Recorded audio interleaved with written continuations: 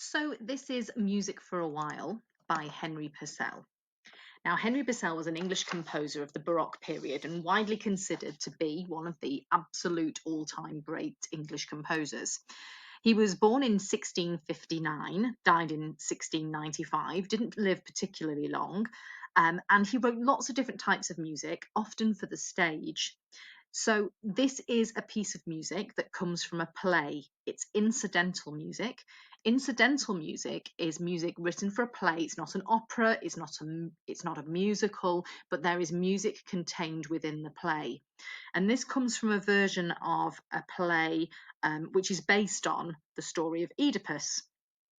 So the Oedipus legend comes from Greek mythology, as I'm sure you already know, and is the story of the main character, Oedipus, who kills his father to marry his mother before committing suicide. So this song is about the character Alecto. Now, Alecto is one of the Furies, and she was a goddess whose job it was to punish those who'd committed sins, and specifically the crime of killing your parents or one of your parents. So she was a terrifying Medusa-like creature who had snakes for her hair, a dog's head, bat's wings, blood dripping from her eyes, and was armed with a whip. So that this aria, this music, the song calms Alecto until she drops her whip and the snakes fall from her head.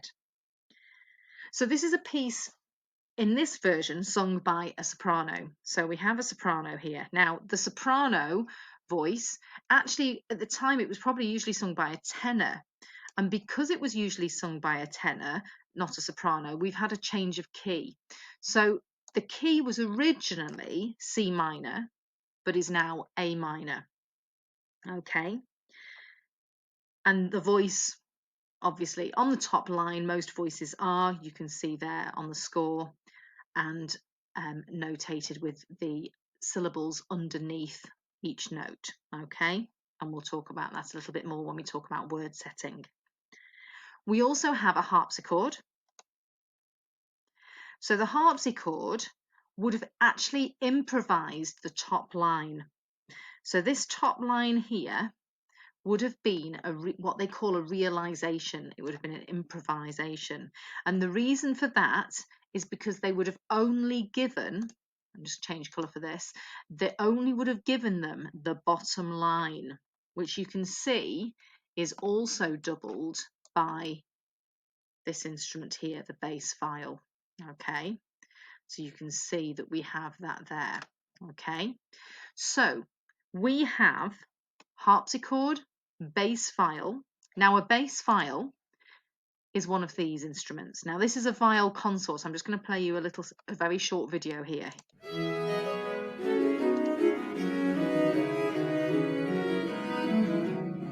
It's a different family of instruments because it's got a flat back instead of a curved one, and it's got 6 strings rather than 4. And here we have some tied old strings that are frets, like a guitar, but not inlaid. They're movable.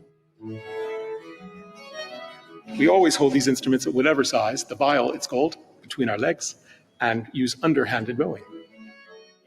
It is very similar to other bows from the 17th century in that it's a lot heavier at one end and then tapers off to the other end. You might see a similar bow being played by a Baroque violin, for example. But what we do is to hold it underhand, as Lawrence mentioned, which means you've got a very close contact with the sound production. You're actually touching the hair, which means you can feel the contact with the string much more closely. And we bow back to front as well. One of the other oddities of the viol family is that the strong stroke is in this direction rather than in that direction. So everything is a little bit reversed. It takes a little while to get used to that when you come from violin family instruments, but it does give you a wonderful kind of contact with the string. It's actually an older family, traced back to Spain, the medieval period, and back to Arab instruments and the like. They were really in competition with the violin family instruments. These were the aristocrats, and the violins were the plebes.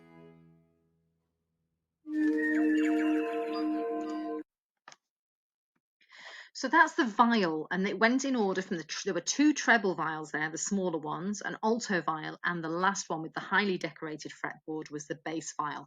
So that's what would have been playing this bottom line here, and it would have been the same music that the harpsichord would have played here. Okay, so next thing, let's look a little bit more at the music of the harpsichord. So the music of the harpsichord is quite ornamented because it's improvised. It's also highly decorative. Okay, so we've got lower mordants, we've got little grace notes, we've got acciaccaturas and appoggiaturas. Acciaccaturas come later. You can see there's an appoggiatura. You can see that's a lower mordant, and there are others around. So we have this highly decorated improvised line on the top.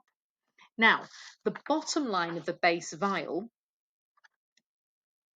plays the same, as I've said already, but it's quite an interesting one to think about because here, this is a ground bass pattern. Now, the ground bass pattern is a 3-bar pattern in this case, which is quite unusual. If you think about what we learn in music, we learn that music is usually in 2, 4, or 8-bar sections. But you can see here, this is a 3-bar pattern, and then it begins to repeat. It's entirely quavers, and you can see that it just recurs again and again because we have 1, 2, 3, onto the next page, 4, 5, and so on. It goes on. Okay, so that's your performing forces. Okay, your performing forces for the Purcell music for a while.